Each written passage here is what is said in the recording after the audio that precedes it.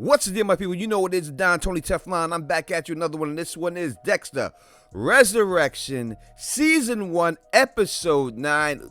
Could be the greatest episode of Dexter I've ever seen in my life. Now, there's going to be a lot of contenders for it, and we can break that down in the comment section, but pound for pound, this episode was amazing. Probably the greatest episode of Dexter I've ever seen. What are we gonna do? We're gonna break it down right here on this channel. We're gonna go through it, recap it for you, break it down. I'm gonna give you all of my theories and thoughts, and I think we can tell exactly how that plays out. But you do me a favor, and what that is to subscribe to the channel, hit that thumbs up for your boy, leave a comment. Let's get this algorithm going. 500 is the like goal.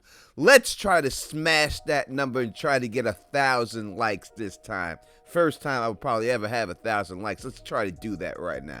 But let's get into this video. So it picks up right where it left off, and they like to do that. They've been doing that this whole season. But Prader is in there talking to Dexter and Harrison. Harrison is fanboying over him, seen all this TED Talks, knows exactly who he is. Can't believe that his father would actually know someone like Leon Prader.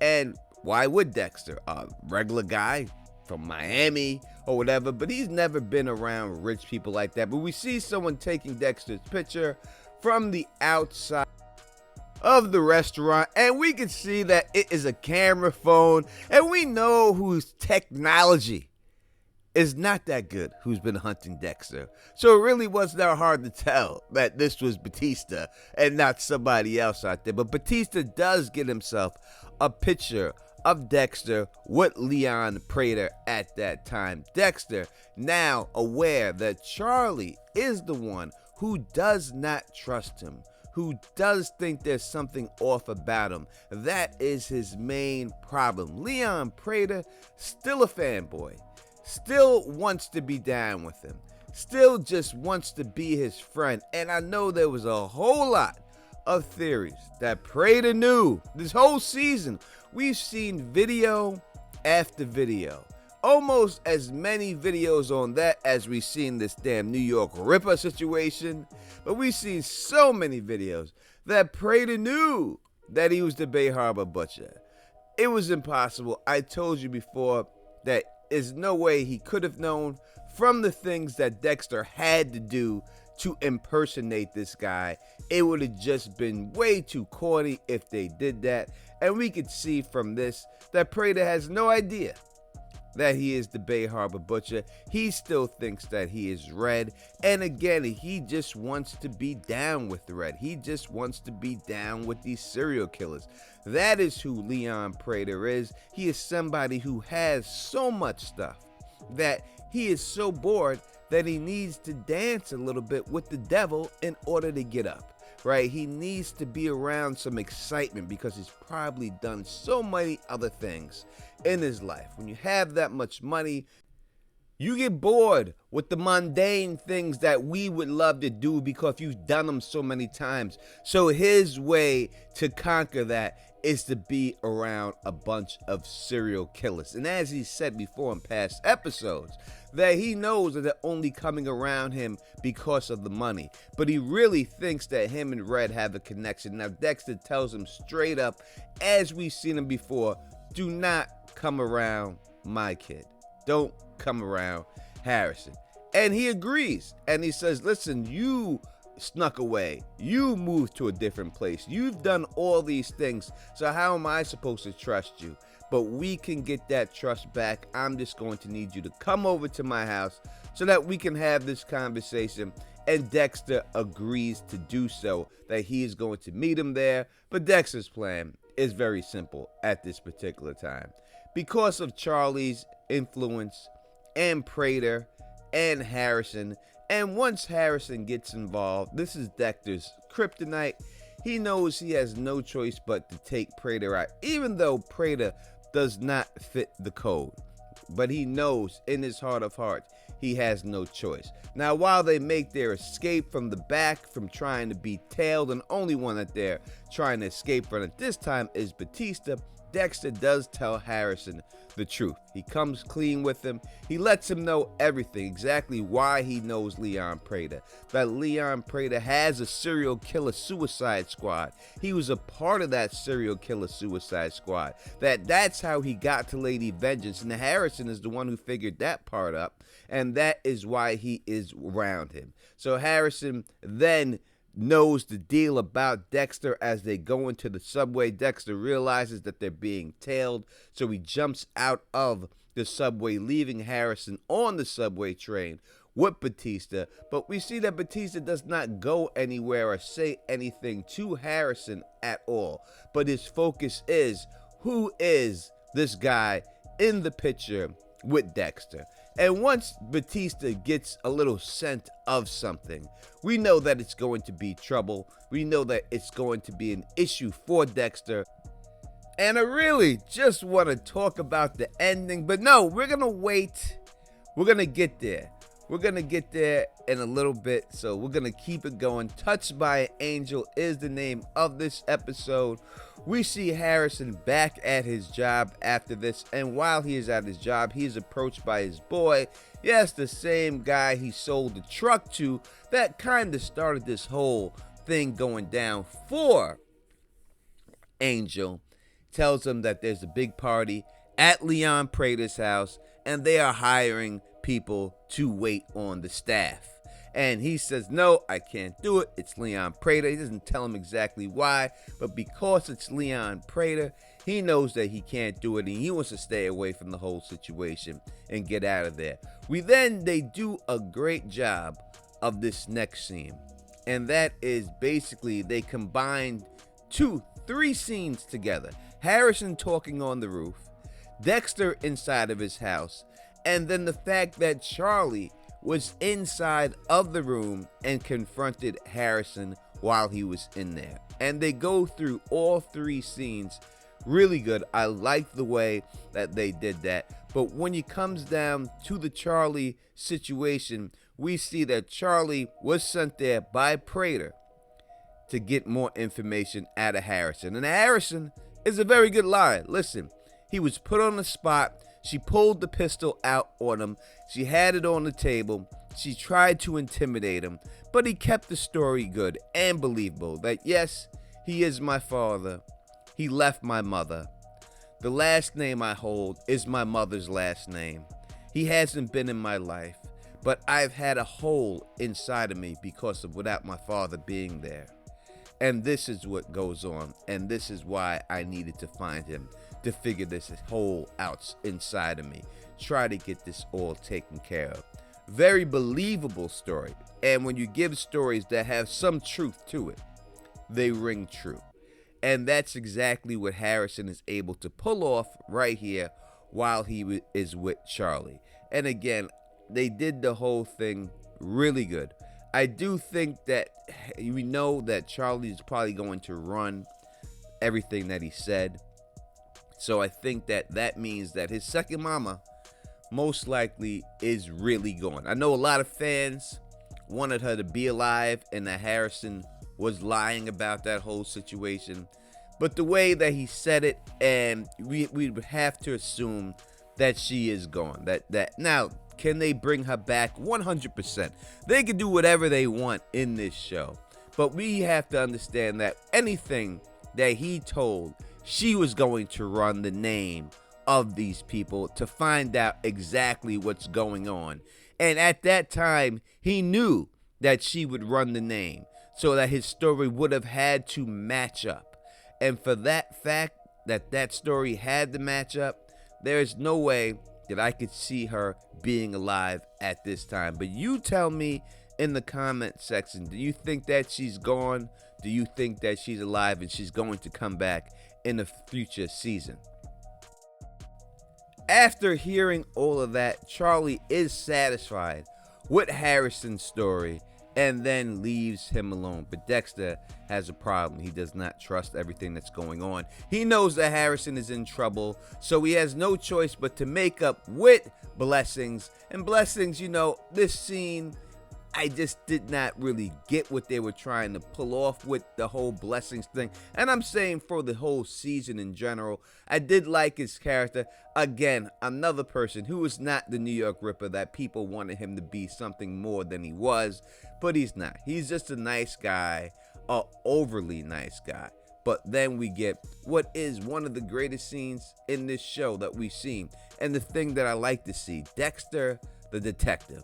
And he infiltrates Charlie's house, goes right into Charlie's house, looking for things about it. Now, again, if you want to say that she's friends with Dokes, I can see that happening. But does it really move the story forward? Because it has nothing to do with the Bay Harbor Butcher, as we're going to find out. But maybe she did know Dokes. But I think if she did, they would have showed us that in this episode.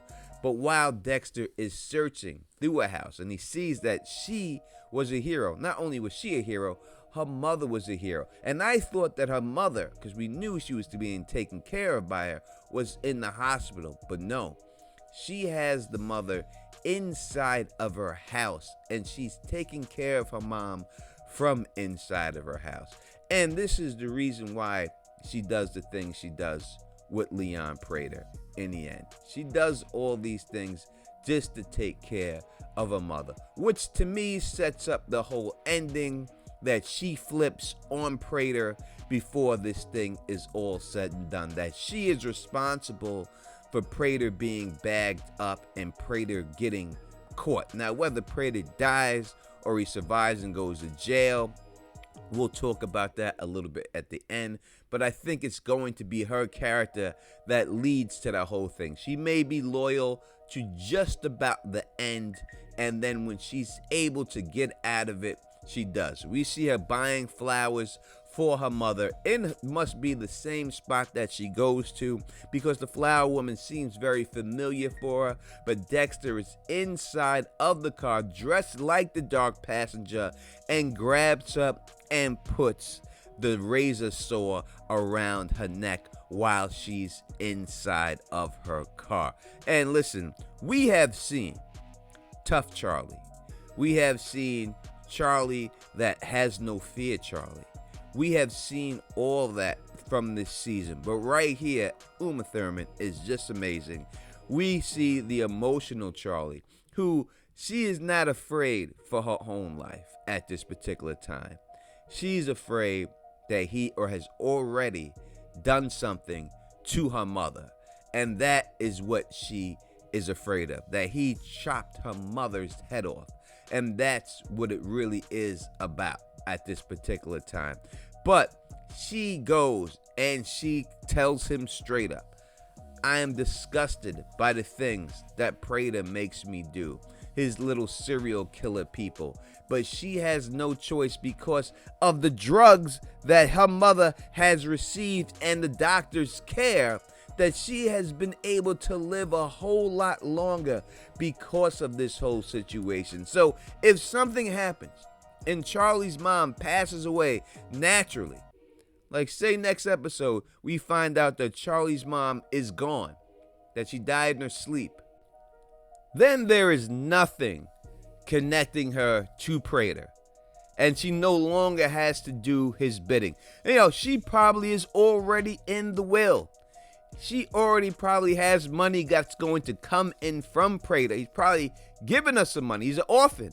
He has to give this money to somebody. So she's probably in the will already. So if something happens to him, she'll probably already be taken care of. But that is the out that she needs. And I think it's a good possibility that we hear something like that. Now, I know that this all has taken place in 2 weeks, people. Maybe y'all didn't really think this has been a 2-week thing in Dexter's life. All this has jumped off in 2 weeks.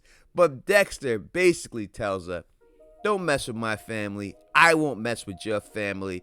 And you would think at this time when he got out the car that she would just reach back, grab a gun, and cap him right then when he walks away.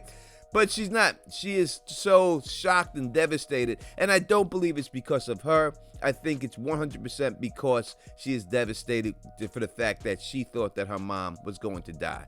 But then we get the New York Ripper. And I have told you that they have showed the pothole, the manhole from the beginning, and that this is tied to the New York Ripper. I have told you about the New York Ripper's hook. We have discussed this in my live streams, that the hook is a manhole cover. And I have told you that this weapon, when you have a weapon that is so particular, that it's going to be a part of this person, and that this person is going to have a connection to it, whether he works there or not. And that is exactly what Claudette is doing. She wants to know about all the people who have worked with this weapon so that she can track these people down to see if she can cross-reference them to find out if they are the New York Ripper. And that's exactly what goes on in this scene. Now, I have liked Claudette's character the whole season. I know a lot of other fans are jaded about her, but she brings in Batista, who tries to show up and wants her to see the picture of Dexter with Prader, but Batista has been set up once again by the charm of Dexter, who is able to, since he gave her this bone about the New York Ripper, she is able to overlook the things that Batista has said about him, because he gave her that little clue that is now helping her case out at this particular time. That is what she is running with.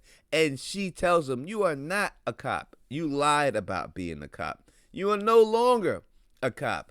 And the fact that Quinn, his boy, threw him under the bus basically and almost said he's crazy. That everything that he has done in the state of New York is illegal. And she tells him, you have to leave my state. In fact, I am going to give you 24 hours. And if I see you again in the state of New York, then I'm going to have to arrest you for all these charges, felonies that you have committed while being in New York. And again, they do what they do in television shows, and that is make you give up the badge. And he had to give up the badge, which is the most hurtful thing for any cop at any time when they have no choice but to give the badge up. And that's exactly what they do to Batista, and that's what breaks him inside. But Batista is too determined to give up on this whole situation with Dexter. And who was this person in the picture with Dexter, that he is still determined to catch him, and it's not about him. I think Batista at this time knows that it may not end well for him, that his life may go a separate way. But if he can just get the goods on Dexter, for all the people that Dexter's wrong in Miami Metro, he is willing to take that chance and do exactly what he has to do for those people of Miami Metro. And that is what is driving him. But Dexter then comes home and he finds Harrison there with Harrison's new girlfriend, or whatever she is, his F-buddy at the time. And you know, Dexter is just so awkward, and he plays it so well to be around Harrison and Harrison's girlfriend. And you know, he's got to do the condom thing, and Harrison is like a little kid asking for permission to do this. Okay, is it okay if I go to her house? Is it okay if I stay with Gigi? Like, he's a 13, a 12-year-old, you know? Now, Gigi picks up on this and is like, oh, do I need permission to go to the bathroom? They're gonna ask for that and everything. But she doesn't know the exact situation that Harrison is dealing with. And that is the real reason why Harrison is acting this way. But Dexter feels that he would be safer over there because he does not think that Prader knows exactly where she is and wouldn't know. She would not be on the radar. So it would be safer for him to be over there. They do talk about Dexter and his blood spatter. All right. I've seen the comment section, people, when I say blood splatter. And you heard her say it too. It's common for people to say that. All right. So you ain't gotta just get on me.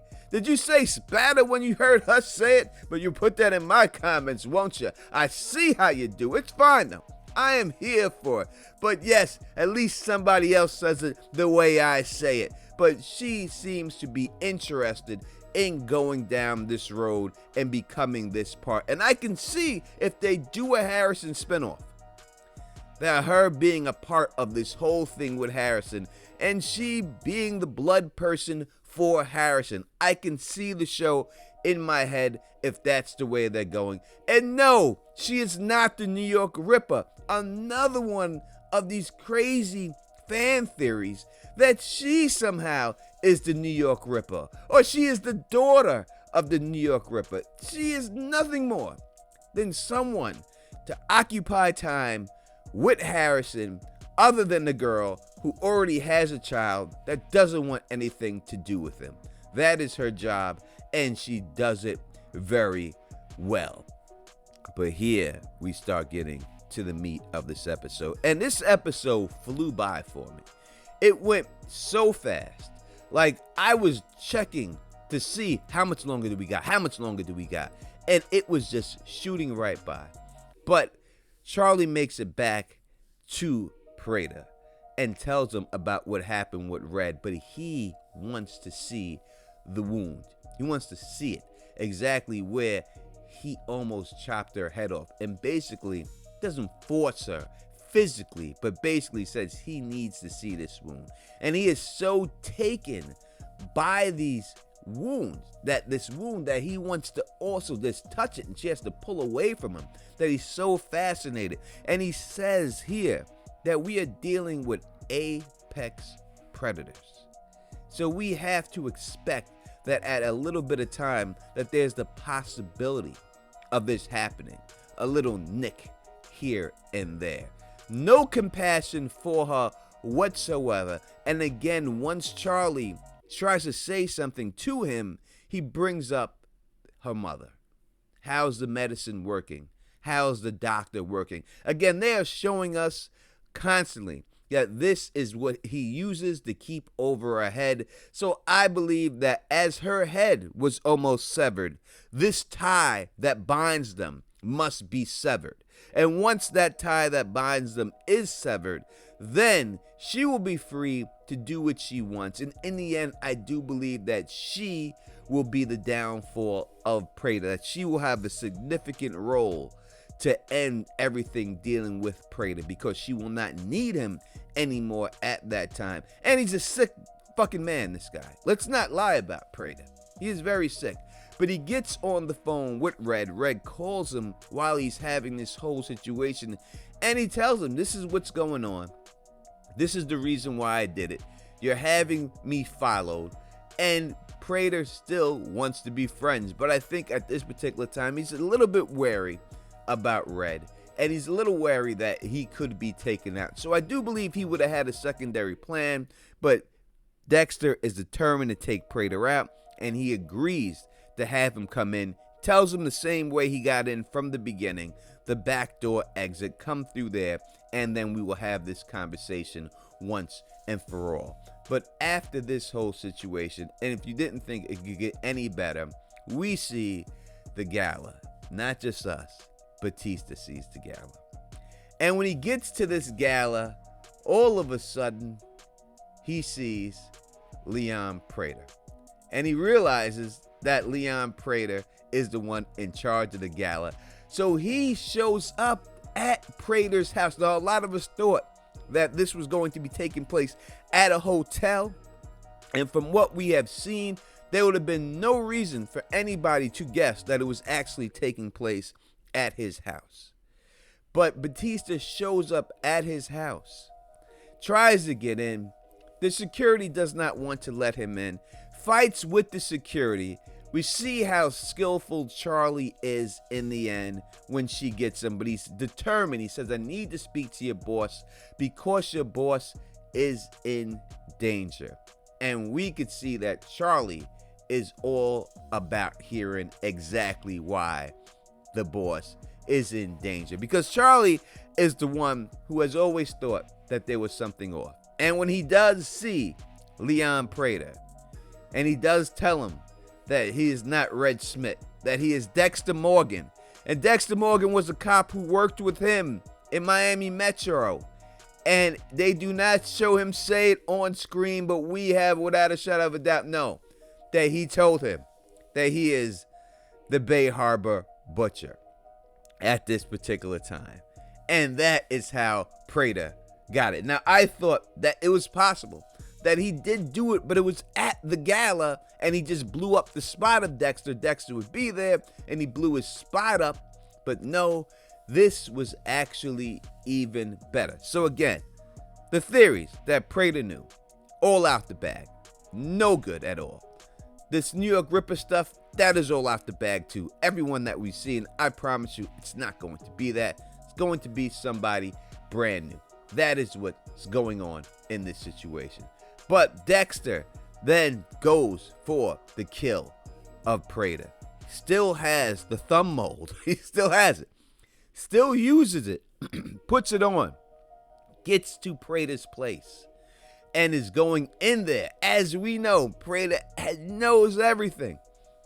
And he is convinced about it. It's not only that Batista told him, he believes it. He believes it 100%. And he goes and he meets Dexter, and he does call him Dexter by his name right off the bat. And he says, I should have known it by the way you were looking at the blood slides. I should have known it at this particular time, but he didn't catch it at that time. But now he knows. And not only does he knows, he's fascinated by it. He is like, I can just serve you up as many people as you want. I can get them. I have a book. And I think that that book is what's going to go into the next couple of seasons. But he says he has a book of all of these serial killers until we see Angel Batista locked up, laid out, on the same thing the ice truck killer died on. Leon Prader has him laid out there, and he says, if you want these things, then I'm asking you, the only thing you can do is to kill Batista. Now, I have said from the beginning that there's no way that Batista could be killed by Harrison. There's no way that Batista could be killed by Dexter. I just didn't think that it would be a good look for the show. It wouldn't be in the character of Dexter. That's not what happens. Dexter goes over to him. He acts like he's going to kill him, but he sets him free. But Angel does not even care about anything that's going on. He just wants to get his hands on Dexter, and he does, and he starts to strangle him.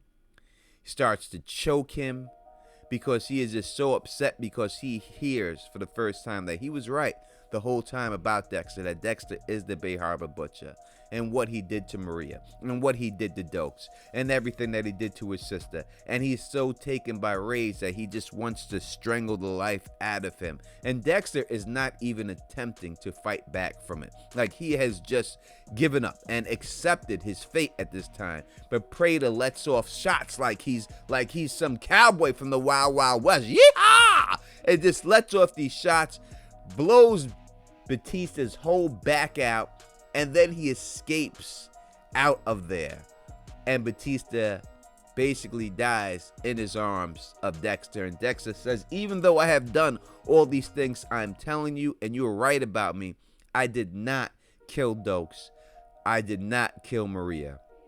And he says, you are responsible, though. And that is when we lose Angel Batista. Now, I did not think they would get rid of Angel this season. I thought that he would be in multiple seasons tracking him. This is one of the most satisfying endings for a character in this show. Did I want to see Angel die? Of course not. But the way that they did it, the way it was executed, everything about it to me was perfect. And I thought that they did even a great send-off when it was over with the music and the making of the hats that he wears. He is such an important character to Dexter that the show, in the end, that I thought they sent him out the right way. And if you want to go out, you want to go out with a bang, that's exactly what happened here with Dexter and Angel, and I thought that they did a really good job. All right, let's get into some theories. This has probably been the longest Dexter video I have ever done.